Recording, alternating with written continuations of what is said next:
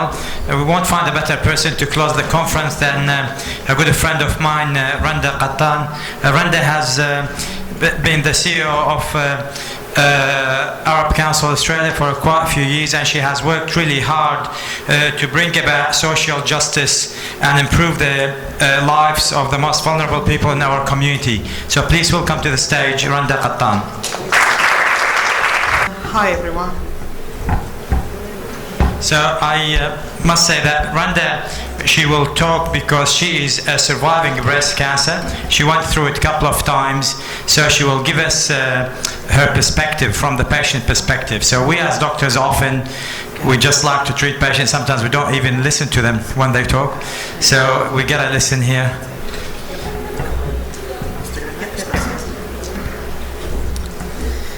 Hi, how are you? Hope you're all doing well. I won't bore you too much, I'll keep it interesting. Congratulations first to Iraqi Health Professionals Association Australia on holding your first conference. Is this the first? Yes, congratulations, and I hope it's going as well as you expected. And we usually do this thing in our organisation and in my field, that is the human rights field. We acknowledge the traditional owners of the land on which we meet and pay our respect to elders past and present, and I would like to do that now. And if there are any Aboriginal people in the room, I acknowledge them as well, and I pay my respect to them, and I acknowledge that this land was, is, and always will be Aboriginal land. So, as Laith has said, I've been given the task of sharing my experience with breast cancer, not only the medical side of it, but also the social side. Medical, I'm not a doctor. Half of the language that was said today, I understood half of it. The other half is just didn't understand all of it. So let me tell you a little bit about me, and thank you, Laith, for introducing me. I've been in my field for quite some time, 30 years. I've been over 30 years. I've worked in mainstream with migrants, not just with the Arab community, from all walks of life, all ages, and so on. And I've managed a number of projects and campaigns, and within and outside the Arab community, as I said.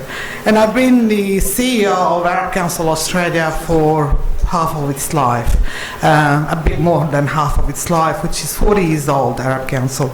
Arab Council is 40 years old, and we celebrated yesterday, and there was a big bash. Zoe and Laith attended for about half an hour. And they had to leave because the dad there wouldn't let them stay. So Arab Council Australia, in case you don't know, we represent the interest of all Arabs, people of Arab background, and I'm not too sure if there are non-Arabs in the room. I can't see, but I will say what that means. Those who don't know, the Arab community is quite diverse. There are 22 Arab countries, and approximately, I would say about 65 or 60%, not that I've done the statistics lately, but up until now, it's just, these are the stats. About 65% are Christians, and the others, 35% I think Muslims, possibly going up to almost half now, I'm not too sure. The reason I say this, because anybody who's born in an Arab country belongs to a religion. Even though some of them don't believe in a religion, they still belong to a religion. But we in Arab Council Australia, it's a secular organisation. It doesn't matter whether you believe, you don't believe, you belong to a religion or not, it doesn't matter. As long as the identify or you speak Arabic or you come from an Arab country, the organisation is yours. Now back to me. I'm always on the go, highly driven by one cause or another, and anyone who knows me knows that I tend to juggle way too many things. I go from the micro to the macro in the space of a few seconds. So between a rather huge job that I have and a family, I have very little in my head I have very little room in my head for anything else. And as I said, Laith introduced me, and I think on your programs you will see that I've had breast cancer. Now, I've had breast cancer twice. I was diagnosed 12 years ago in 2007, and with early grade, early stage. And if I say anything wrong medically, please humour me and don't correct me. It's okay. Just let me, just let me be. I was diagnosed with early stage grade 3 breast cancer, and that first cancer is much more memorable than my second for some reason, which I was diagnosed only early this year, in February.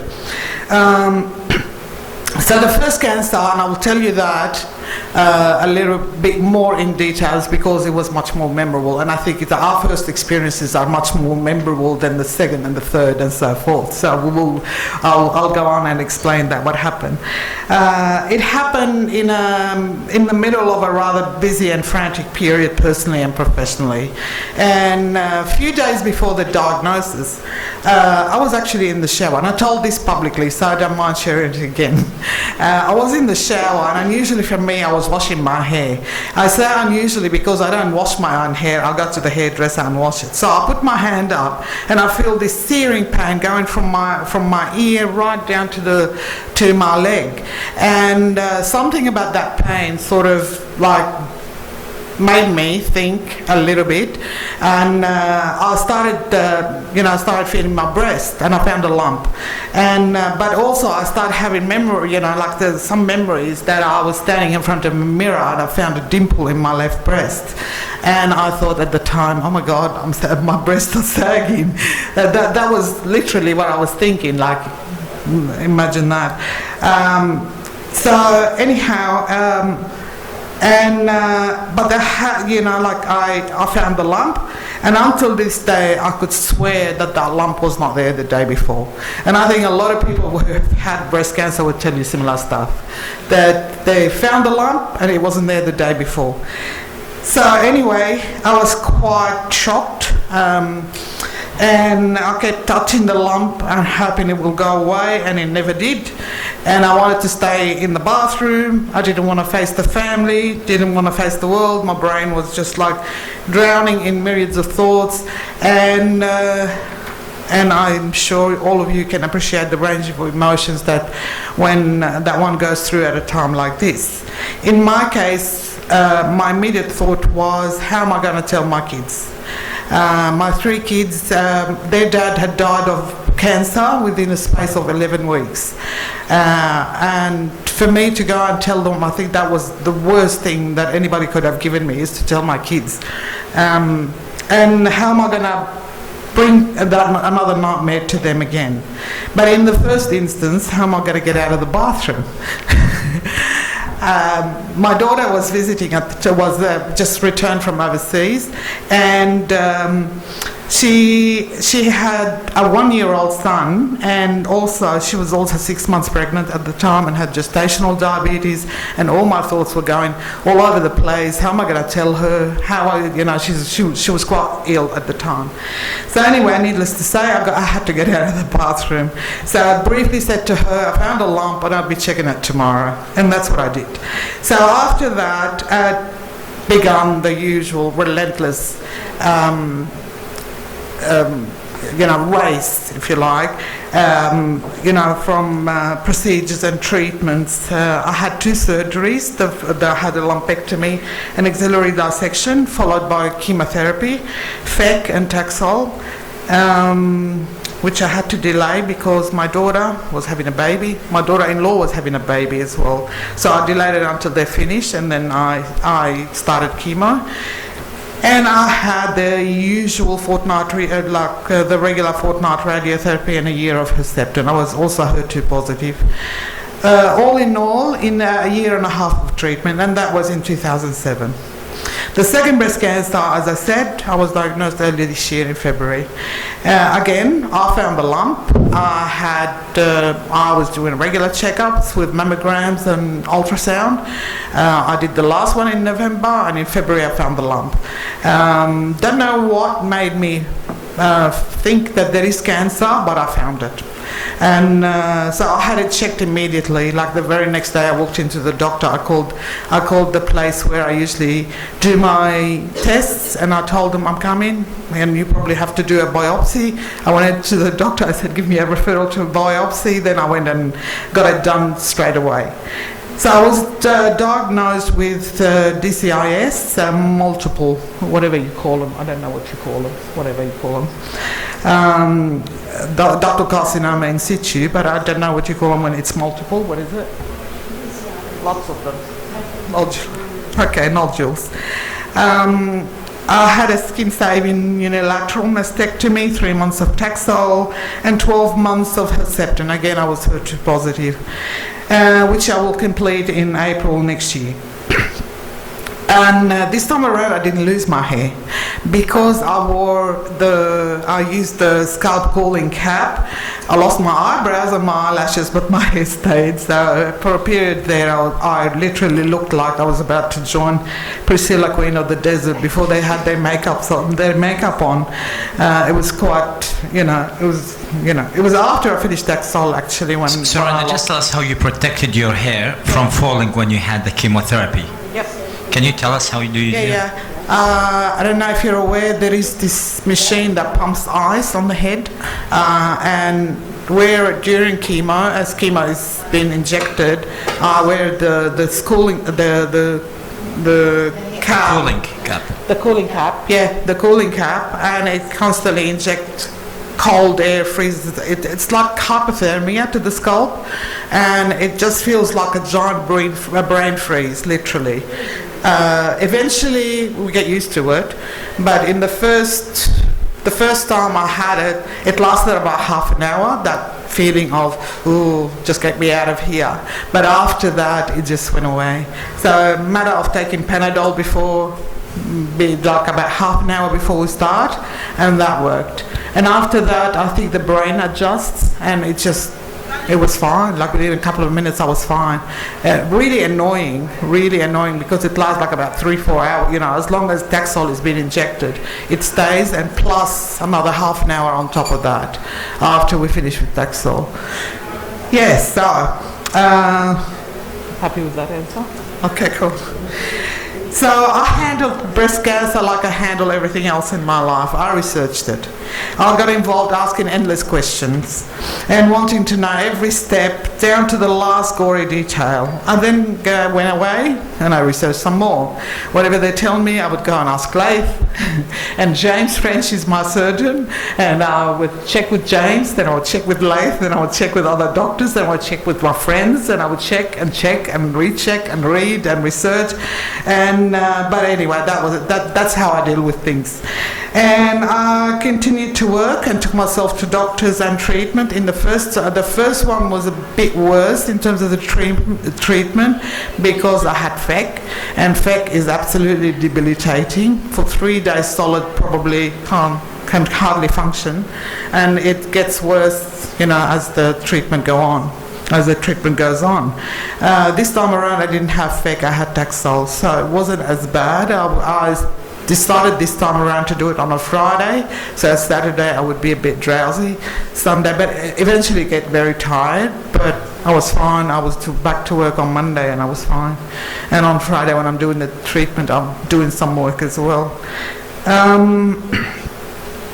So I think because the first experience with breast cancer was uncharted territory, so with the second breast cancer I knew a little bit more and it was easier to handle than the first.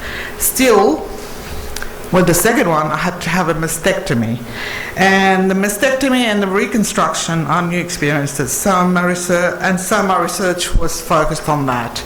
And I had bilateral, and the decision whether to have bilateral or unilateral mastectomy and what type of reconstruction I should have.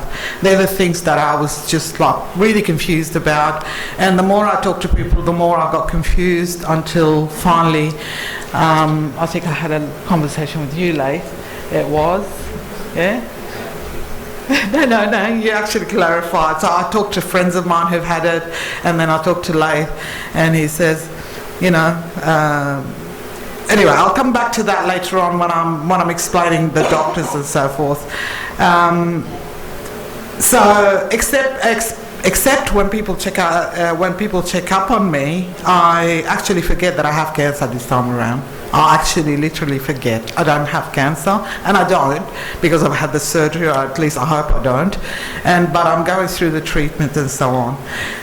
So the way I handle things is not right or wrong. It is what it is, and that's the way I deal with life, and that's the way, and it works. And I simply want to get on with it, and it works for me. And I think, I do think that my attitude helped in my recovery, and particularly this time around, I was in the hospital for one day, and I wanted to get out, and I was perfectly fine, and just getting on with things and moving on, like working and so on. It just helped with my recovery.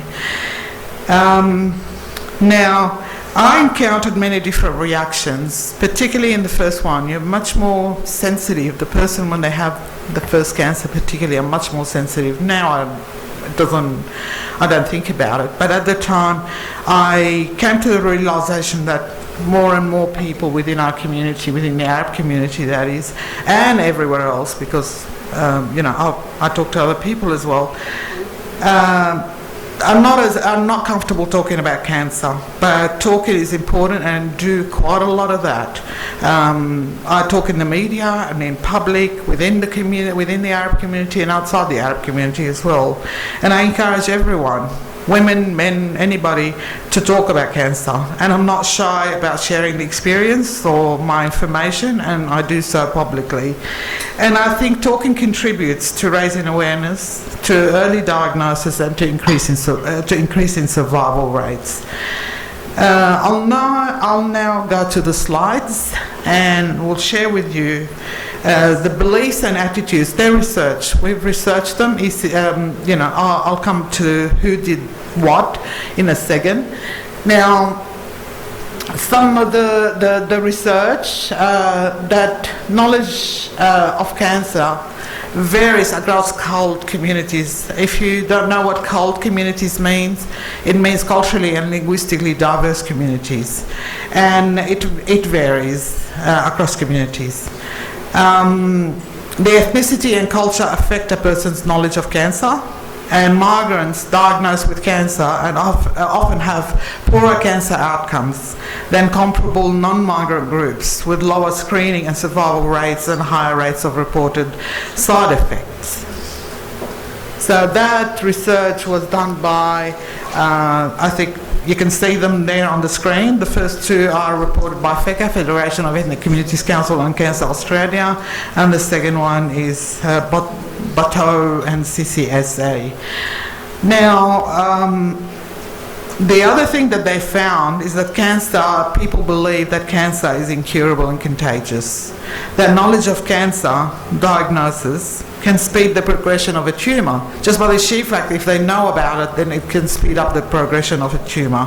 So they tend, within the community, they tend to, and not just the Arab community, but also other communities, they tend to, only relevant members of the families rather than patients should be fully informed about the prognosis and should be able to act as intermediaries between health professionals and the patients. I think it's less now, but I still find it in the older generation that they should not know, and so they tend to tell the family members. They prefer to that the family members know about it, and they don't tell the patient.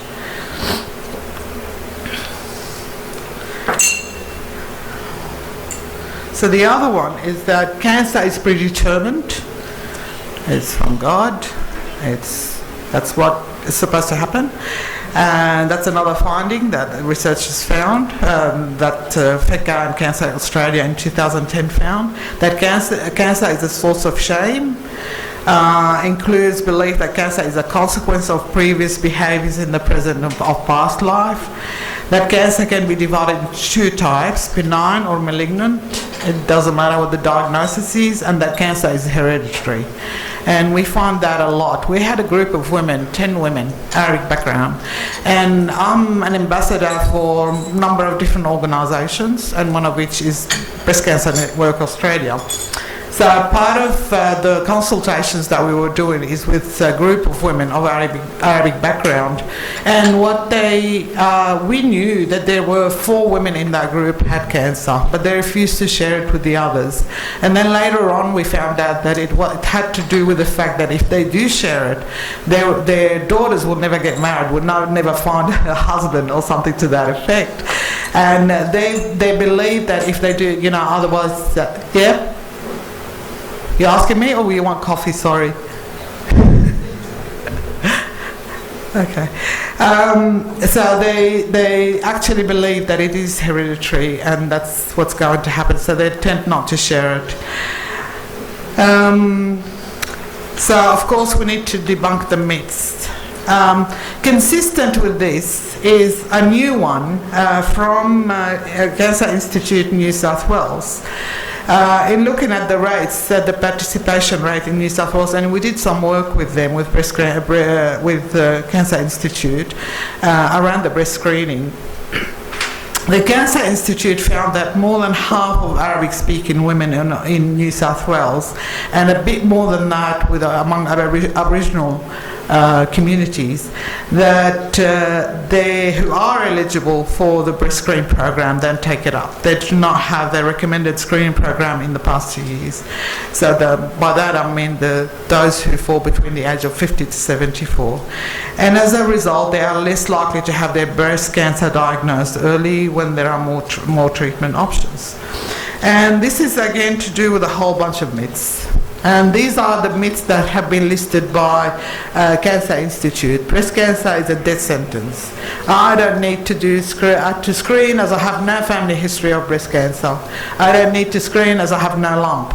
Mammograms expose you to a dangerous amount of radiation. Exposing my breast is embarrassing, and I might get a male radiographer. I won't be able to understand what's happening. And of course there are answers to all of these, which we have released out there in the community. When we are putting these messages out, we do put this argument, and then we provide them with the answers. So it's not just a simple matter of putting out that this is the research, but we actually provide the information to the community as well.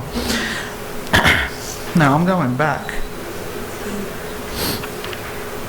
Now, from my experience, and I come to my experience again, I think the health system is kind of still needs a lot of resources and a lot of work. And my first experience was directly with the private system. I only went to the oncologist in the public system. This one, James French, was private. However, I had to see him in the public system, and the public system is just stretched to the limits. Lack of resources, I guess, a whole bunch of different things that's going on. My experience with my surgeons were great. James French is exactly what he said here, that they give time in terms of trying to think, because I could not decide. My first instinct, take them both off. I don't want both of them. I've already had lumpectomy in the left, and the next one, you're telling me that there is cancer in the right breast now. So take them both off. I don't need the breast. Just take them both off. I'll have reconstruction on both. And they let me be for a few weeks to talk about it, to go and think about it and so on. And it wasn't until talking to different people, talking to Laith as well was one of them, but also I think where I landed was, and I have to bring in the breast care nurse here, it just like, I knew immediately as soon as they told me with this breast, I thought both of them have to come out. And I was so certain that there is no way I will change my mind that I refused to talk to anybody about any other alternative. Like I said, Laith helped, but also the breast care nurse. She said, well, do you want to see the psychologist? I said, no, what for? I already know. And she said, well, they sometimes ask questions if you might not have thought about them. And I did see the psychologist, and there was just the way she worded it in terms of sensation, she said to me, "And are you comfortable of not having sensation in your breasts?" And that was it. And then this is when I went to Leith, and I said to him about the sensations. What is it about the sensation? And he explained the erogenous and the tactile. And he said, you know, like, hey, that's what I just said. What did I say? The tactile. Yeah. There's two sensations in the breast, one tactile and the other one erogenous. Yeah, I said erogenous first, and tactile is the second. Yeah. Okay, so, and he explained them, and, you know, in the conversation I decided that I will have unilateral mastectomy, not both. So I've got an expander in my breast, and it's still there, and according to James French, that I could still have it up to a year, but I think I'll be doing the surgery in December. I think I stuffed up a little bit on the dates because I've got a Herceptin on the following day after the surgery, so I don't know whether I can have the surgery or not. I still have to ask him. But that's what's happening right now. Now, oncology, medical oncology, they're quite loving. Particularly, I'm not talking about the doctors. The doctors are wonderful and all of that, but the nurses are wonderful. It's quite a loving atmosphere when we're doing chemo and so forth. But with radiotherapy, it's a bit different feeling. It's a bit impersonal, and I think a lot of patients would think the same way, not just me. And I'm not a person who needs to be fussed over. I don't like being handled, but at the same time, I don't need to be treated like a number. And I find that with radiotherapy, a little bit more impersonal, a bit more distant than medical oncology. As I said, in terms of the breast care nurses, I think they're a must. I think they need to be referred. People need to refer to breast care nurses, and they do at Westmead Hospital. 12 years ago, the breast care nurse was very new. It was still being trialled, but this time around, they're everywhere in Westmead Hospital. 5 minutes. No worries. And other women for their experience, women with breast cancer, and I'm sure everybody else with breast cancer, with cancer per se, people do talk to each other. You're not the only ones they talk to. They talk to each other all the time, and I don't think, you know, like I would have to, part of my research is talking to people who've had the experience, and it would be them that we draw support on as well. And we have video conferences or phone conferences, and we talk about things. Now, where to from here? I mentioned that with the personal, for me, is like my next step is to do the reconstruction, and that will be in December if I don't change my mind, and then I will continue with Herceptin until April next year. In terms of the other thing that we find in the process of all of this, by sheer accident, Breast Cancer Network Australia called me to see if I can meet this surgeon who's in Bankstown Hospital, who does reconstructive surgery, and she wanted to. They didn't know I had cancer at the time. Like again, she wanted our support. One of her submissions that she's putting through, and so I met up with her, and in the process of talking to her, I found out that the Chinese community have got this. She said to me, she said that it was so easy to reach the Chinese community, but much more difficult to reach the Arab community.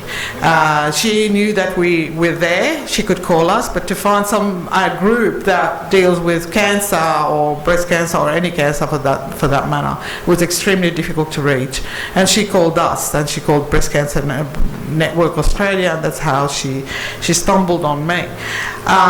So what we are going to be doing next year, Arab Council Australia that is, we will be setting up a group for, like an advocacy group for cancer per se, not just breast cancer but cancer. It will be patients, and more than welcome any doctors who would like to join in forming that group. You're more than welcome to join us, but we will be setting it up next year, and that will be where people could tap into if they want to have anything to do with the discussions around cancer. And that's it from me. Thank you so much. I think the take-home message you could see, the twice cancer survivor, and the energy and the enthusiasm, and she's still a very active member of our community. So I think that's the take-home message, that I'm sure few people in the room and maybe in the future one of us will have cancer. If that is to happen, we gotta treat cancer as a chronic disease. In this day and age, it is becoming chronic disease like blood pressure, diabetes, especially in Australia. We have fabulous system, fabulous health system, so we are very lucky.